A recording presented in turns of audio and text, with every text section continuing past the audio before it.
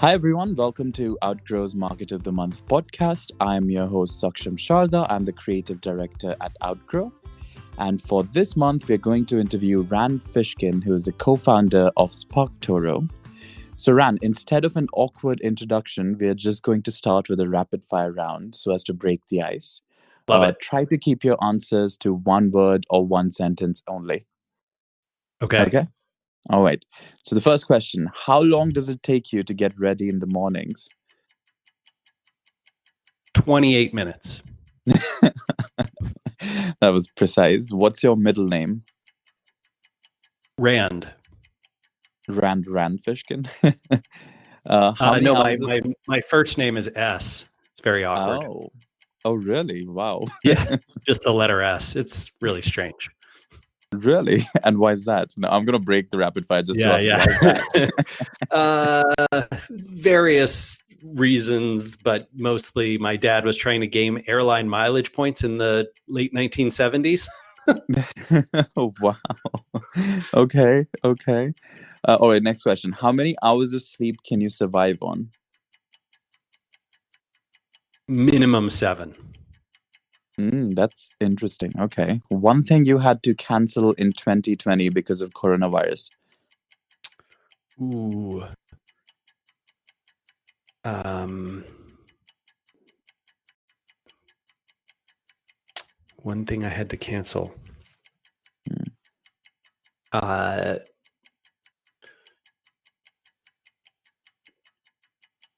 Apoliticism. That's wow. That was deep. You took us really far down. Okay, sure. What do you do when you're angry? Either I tweet or I stew. Okay, pick one. Neil Patel or Gary Vaynerchuk? No, thank you. Okay, the biggest mistake of your career? Stepping down as CEO from Moz. Oh, okay. Giving presents or getting presents? Oh, giving presents. For sure, me too. How many cups of coffee do you drink per day? 1, but it is a large espresso maker. Okay. And the most valuable skill you've learned in life? Kindness. That's interesting. Okay. How many tabs do you have open on your browser? As few as possible. 4 right now. Okay. Fill in the blank. An upcoming marketing trend is blank. Episodic content. Oh, okay. And finally, your favorite Tiger King character?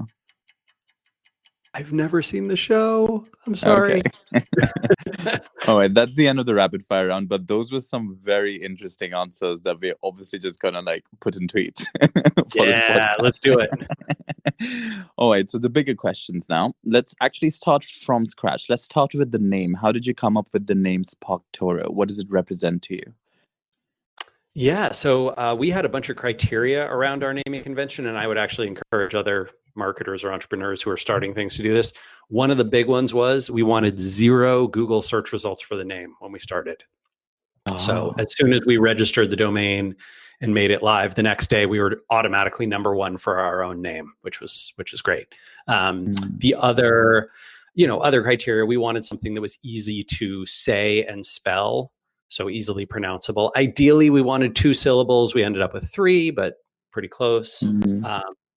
And we wanted something that could mean anything. So it didn't have any previously associated, preconceptions that people might have around it. So SparkToro could be anything, right? We could do or spell or do or be anything. And we wanted that because when we were early starting out, we didn't know if we were going to change our mental model around what the company might do in those first 6 to 12 months. And before we validated what our customers wanted, right, we didn't know. So yeah, and the domain was available. And then my favorite part of it is so the inspiration for the name comes from the Japanese cartoon Totoro. Okay. I haven't seen it, but okay, that makes sense. I There's so highly many. recommend it. It's awesome. You can watch it with kids. It's Mm. great. So it's kind of a universal signifier. So it could actually, because the moment like one goes to your website, I start thinking, why is it called SparkToro? And it's because it lights a spark. I don't know. Like, so it's like Sure. Yeah. everyone makes their own meaning. So that's Exactly. nice. Exactly. We Yeah. didn't want something where if you heard the name, you automatically had an association. We wanted you to have to Mm. sort of discover what SparkToro was. I suppose like because Google is a certain number, right? Google is like a unit of measurement, but I suppose when Google first came into being, no one actually knew what it meant until Right. someone actually. You're right, because Yeah. I it's mean, such a big word. even yeah, even something like Apple or Amazon, like what Mm, they, those words are other nouns, right? The Amazon mm, River or the apple, the fruit. But um, yeah, those businesses. I think Netflix is the closest one to where you yeah. instantly know what it is based on the name. Um, Yeah. but I had gone Okay. down that road with Moz. Moz originally was called SEO Moz, Mm, and that was quite limiting. In fact, I can imagine. Yeah. Because outgrow is called outgrow, which leaves a lot of possibility for us to do a yeah. lot of things in the future, because we could literally be about anything as we go along. But I get like how SparkToro is even more different from that, a step ahead. But that's a great point to like, we'll make some quizzes out of that. But let's see. The next question is, at what point in your life does your fascination with audiences start? Because SparkToro is about audiences, but you must have had some sort of a fascination with audiences. Oh yeah, I think my entire adult life, right? Once I Mm, started building websites, which was even in at the end of high school and into early college, right? I mm, wanted to know more about the people who were visiting those websites and how to make the website more successful for the people who, contracted me to build them. And then I wanted to understand how we could get more traffic to them, which is how I got into SEO. And then it was about understanding those audiences and figuring out, how do I go reach them in places that might not be Google. um, mm. and so yeah, it's been I suppose a almost lifelong interest. Okay. All right. That's interesting. The next question is, how do you identify new ways to source traffic and new avenues or areas to market in? Yeah, I mean, I'm sure, Saksham, you do this at Outgrow, right? You try and get a deep understanding of who the audience is that you're targeting, right? Who are we trying Mm, to attract to this website, to this campaign, to this idea? And then you want to go discover, based on who those people are, you want to go discover the publications, communities, social accounts, YouTube channels, podcasts, events, all that kind of stuff, right? That they listen to, watch, follow, read. Um, and this is exactly what SparkToro does, right? mm, If you I'm sure you've run a few searches, right? It's free to run some searches, but you can go and basically type in like, yeah, I want to see what electrical engineers in the UK listen to. mm, I want to see what fiction authors in California are reading. I want to know what websites are popular with architects in Canada. And SparkToro tells you that based on our database of tens of millions of social and web profiles. Yeah, for sure. Okay. The next question is, what do you define yourself as? A marketer, an entrepreneur, a businessman? What's the term you would use? Gosh, I generally use founder, which I think is Mm, similar to entrepreneur. I am a marketer, absolutely. Businessman, I don't know. It sounds kind of like I should be doing yeah. coke in the 80s. So I don't know. In a bathroom on Wall Street, I'm not. I don't feel like a businessman, Okay. Yeah, that makes sense.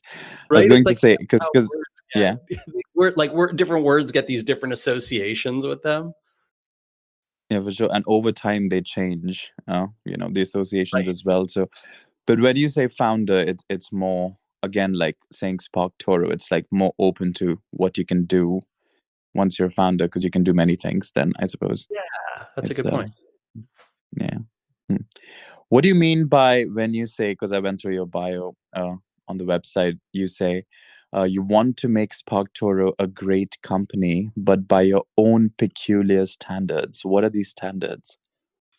Um, so I am looking for a company that is very conscientious about the way that it participates in the world, right? About who it helps and how it helps them, about how it hopefully makes the world better. And by that I mean, in particular, SparkToro's goal is to help small and medium businesses, new businesses, early stage companies, small and medium agencies and consultants. I want those businesses to be able to grow more effectively, to target their audiences more effectively.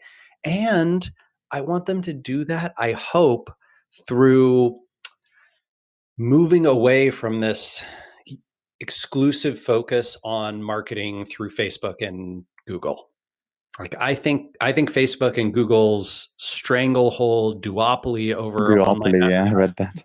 Yeah. yeah, like I'm not into that, right? I think that's a negative thing for the world. I think it's bad for the economy. I think it's bad for, Mm, if you're into macroeconomics, right? You know that generally monopoly power and a few companies owning all the wealth and influence is a really bad thing. And I think it has been really bad for innovation. I think Facebook and Google more so than Facebook, but they were incredibly innovative the first like 10 to 15 years of life when they were competing. And mm, that that has not continued, right? Like we don't see there's not these incredible, amazing products like Google Maps and Google's Google Earth, the Google Earth project, and mm. stuff like that. It's gotten to be really about how do we add people to clicking on our ads more and more, and that doesn't excite me. And I also hope that as SparkToro shows marketers other channels and publications and avenues to reach their audiences, my hope is not just that will help those companies and those marketers, but it will also, I hope, help a lot of those publications. Like, how cool would it be if the Outgrow podcast, right, a much more pitched and influential place and like its audience, and instead of, whatever, some, Facebook community, right?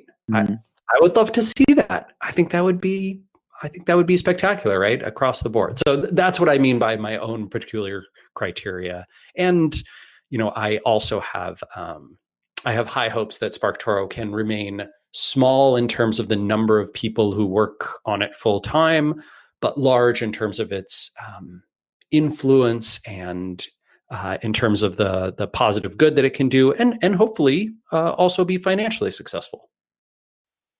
Yeah, that's interesting because I think with the shift in the world power, because we have been reading about for the past few years how the European Union has been challenging these monopolies that American companies have held for a long time. With MasterCard, that was one thing, but they also sued Google, the Commissioner for Competition, who usually goes after them. Right. So it is a marker of the times. So yeah, it makes complete sense. The peculiar standards you have for what you think should be a great company. They shouldn't be peculiar though. I mean, I guess when you wrote that bio. Yeah. Well, I think unfortunately, right, the culture for a long time in the startup world has been kind of this like, oh, become a $1 billion unicorn. And I just have no interest in that. Like Mm, that is very far from what I want to do. Um, I would say too, to your point about the European Union, the crazy part and really the frustrating part to me is Facebook and Google were able to insert enough lobbying power in the EU's regulatory rules that they got GDPR passed in a way that essentially prevents anyone from ever competing fairly against Google and Facebook. Oh, right? really? I had no idea. Yeah. So GDPR, I mean, Facebook and Google sent, tons of reps and funded all these experts and all these studies to essentially make it so that the privacy policy rules, and it's not just GDPR, the California Privacy Act as well does this, essentially means that only the big companies that have already collected all the data, right, Mm, from all of us can keep doing highly targeted advertising. Nobody else will ever be able to enter those markets because nobody else will ever be able to collect that personalized data and store it and use it to serve advertising, et cetera, right? Only Google and Facebook have both the resources and got there before the legislation, right? Built mm, these big networks before the legislation. So really, what GDPR is just a big moat building exercise for Google and Facebook. And it's pretty infuriating. Like if I were a European citizen, even as a non-European, I am infuriated. Like they basically said no European company will ever compete with Google and Facebook. wow. Who writes laws like that? I mean, obviously the people who wrote it didn't understand what they were doing. I mean, the European bureaucracy is legendary, so I have no idea. Like, it probably doesn't trickle down if we don't understand what's happening. But it's interesting, though, because, like, we talk about these monopolies as if they've existed for a long time. But then when we were to look at it, it's just 15 years of Facebook. And for That's it to have gotten so big in 15 years must also, at some point, mean that it might actually not last 15 more years, because its timeline seems pretty short to me. Something that's risen so fast. What do you think the future is then? That's what the next question is. Like, say, 20 years from now, are we Yeah. still going to see a duopoly? Are we going to see, just Google and Facebook? Or do you think they will collapse? I don't know. What do you think? I think it is really up to voters and political parties and politicians. I think it's in the hands of voters to choose whether they want to elect more progressive, more directly antitrust enforcing people to office. And weirdly, in the United States right now, it is Mm, somewhat bipartisan. There is some pretty decent bipartisan agreement that there should be more enforcement. I don't know whether that will get realize. more partisan over time. I suspect it Mm, probably will, because almost everything does in the United States. But mhm, my sense is right now we have an opportunity in the next few years, right, for the two major political parties in the United States to sort of have some agreement on, hey, we crafted these antitrust laws, we need to update them for the digital age, and we need to fairly apply them to the companies that are where they're relevant. for sure. And I also, I mean, like, I read in the news about them calling again and again to Senate hearings. They called all the monopoly, like Facebook, Google. But I don't know what happened off it. Like, I know it happened. I know the hearing happened, but I don't know what happened after that. Well, so I think the hearing is much more of a sort of public dressing down and then a discovery process, and then the work of applying the law goes to courts and judges and the Justice Department and the attorneys general for the individual states, and there is. My understanding is there's action pending from a number of parties, including the state's attorneys general and the DOJ, and I think there's Mm. some the House Judiciary Committee. All of them are looking into simultaneously, anti-competitive, monopolistic practices. Okay, so what would you say, like, in the current scene? I don't know what to call it. Yeah. What would you say are promising companies that could be alternatives to this duopoly? I'm not saying they have to be companies that are doing the same thing. I'm just saying, what do you see as promising companies from your peculiar standards that you were talking about earlier?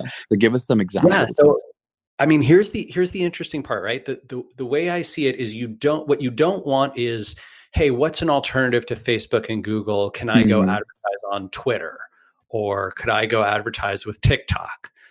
mm, Instead, the way you ideally want to think about it is, what are hundreds or thousands of publications and sources of influence that I could go do marketing on that would have potentially similar or even greater reaches for a lower cost and higher return on investment. It's just going to take me more time to do it. Right. So it's not, my advice is not go look for one platform to replace your Facebook ads.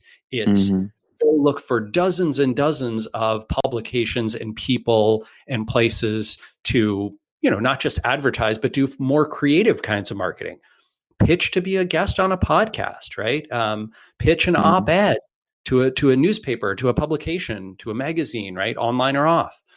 Go find social accounts that reach your audience and go build relationships with those people so that they're interested in amplifying your announcement, the work that you're doing, et cetera, right? Go find a website that your audience visits, do some co-marketing there, maybe write a guest piece for them.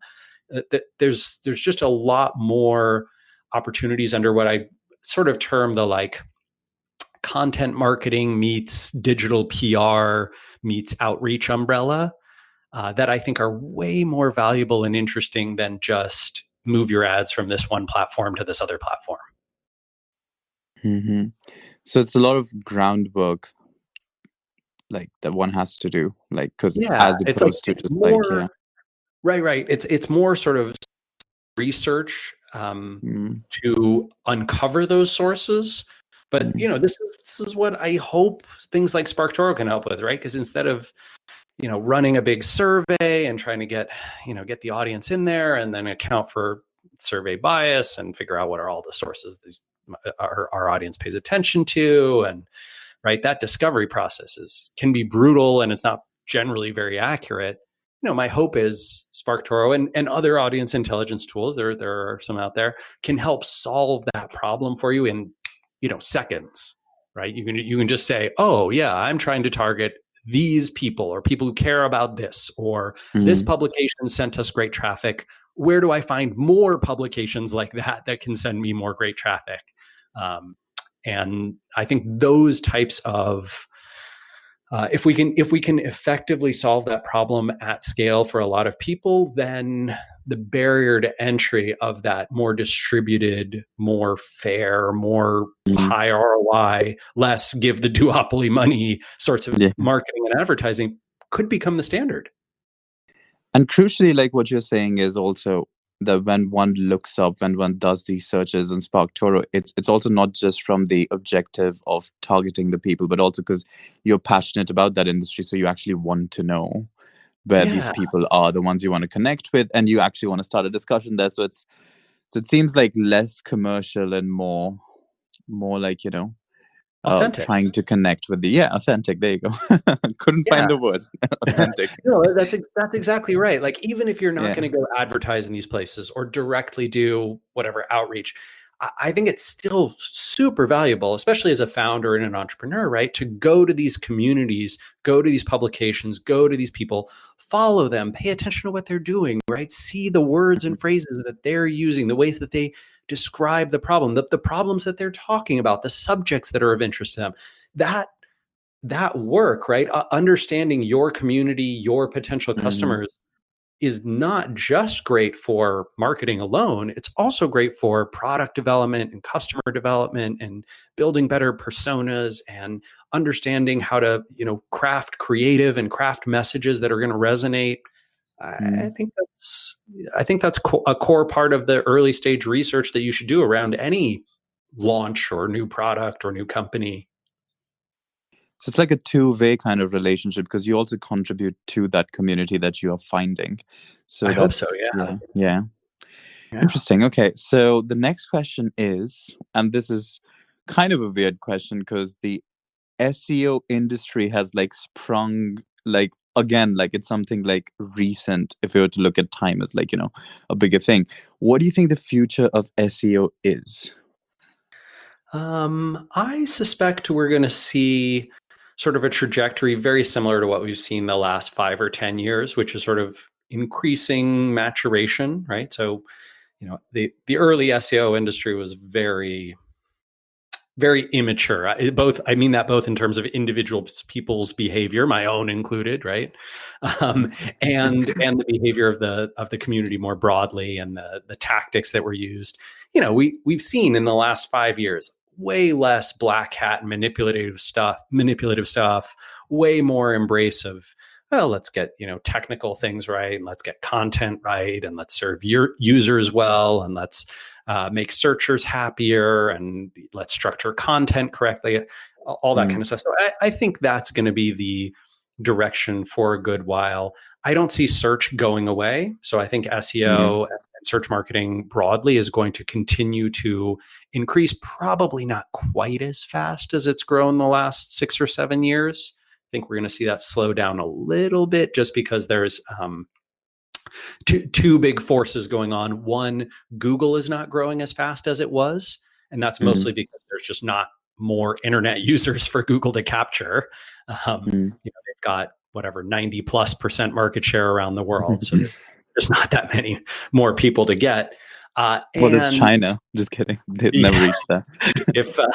If the Chinese government stops enforcing Baidu's domination there, the Great Wall of China firewall. Yeah. So I don't know if this is still the case, but I know that when I was in China, gosh, this is a number of years ago now, 2009, 2010, when I did a search. This wasn't true in Hong Kong, but I think we were in Shanghai. And when I was there and I did a search on Google, I got redirected news results. To news results? Google news results? No, Baidu. To Baidu. Oh, to Baidu. Oh, okay. Huh. Yeah, to Baidu's results, right? And this was essentially like a government ISP program. Like if you searched on Google, you got sent to the Baidu results. Like, whoa, hang on. You don't want to search Google. We're sending you over to Baidu. But yeah, so I think that is one force. And then the other is Google themselves is competing with publishers, right? Whereas whatever it is, 9 out of 10 searches 10 years ago resulted in a click. Today, it's less than half of all searches result in a click. So even though Google continues to grow, albeit more slowly than they grew the last 20 years, they are essentially cannibalizing the traffic opportunity for themselves. But when you mentioned the duopoly, because you were talking about it earlier, would you think that one of the ways the duopoly faces the challenge is because the Chinese internet is as big as the rest of the world's internet? So there's because that's the only challenge, the one you mentioned when you say the IP is being redirected to Baidu. Right. Is that is the only significant challenge this duopoly has? So it would be a significant challenge if Baidu were sort of, competing against Google in India or in Europe or in Mexico and Canada or something like that, right? Or in the United States. But it's not, right? It's very severely limited right now by raw geography. And so it's not really a competition. Like Google can't really compete in China. Baidu can't really compete anywhere else. It's not quite, it's sort of like saying whatever AT&T's phone lines were competing with, I don't know who the union's provider of phone lines were in the, during the Cold War. No, but in the sense then, because the example I draw for this is the sudden rise of TikTok, which is which is coming from a different kind of sphere, but it's kind of the same. Baidu's not competing now, but do you suppose in the future they might try to compete?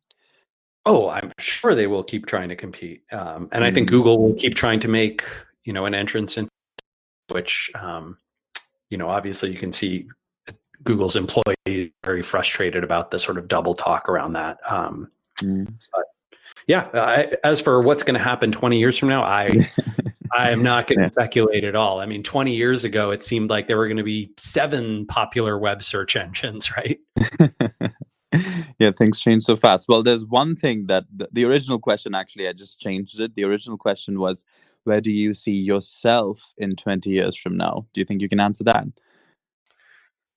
Gosh, I have my have my hopes and aspirations. Like in an ideal world, I would love to see SparkToro become, a company that is financially successful for its investors and for the team, and something that's helped nudge a lot of marketing towards a broader stance. And I think it would be amazing if I were, probably not retired, but perhaps not in a, not in a full-time sort of leading the organization role, and instead, had a team of people to help. But I would love to be involved with this company for a very long time. I was at Moz for 17 years. And I don't, And then came your biggest mistake. Yeah. Well, my biggest mistake came 13 years into that. Okay. But I would love to be with this company for a long time, right? And to see it turn into something positive and successful, especially because it's not venture backed. I would also love to see the model that SparkToro potentially sets be something that other entrepreneurs and founders consider. Okay. So 20 years from now, I hope to join you on this podcast once again too. How wonderful would that be? I'll actually write down the date and I'll set a Google notification if Google exists by 20 we can just do it every 5 years. Like 20 is so long. I mean, like, but it'd be more. But sure, 5 is even better. But 20 would be more historic. But that's the end of the podcast. Thanks everyone for joining us for this month's episode of Outgrow's Market of the Month. That was Rand Fishkin, the co-founder of SparkToro. Thanks for joining us, Rand. My pleasure. Thanks for having me. Do check out SparkToro for more details, and we'll see you once again next month with another Market of the Month. Thanks.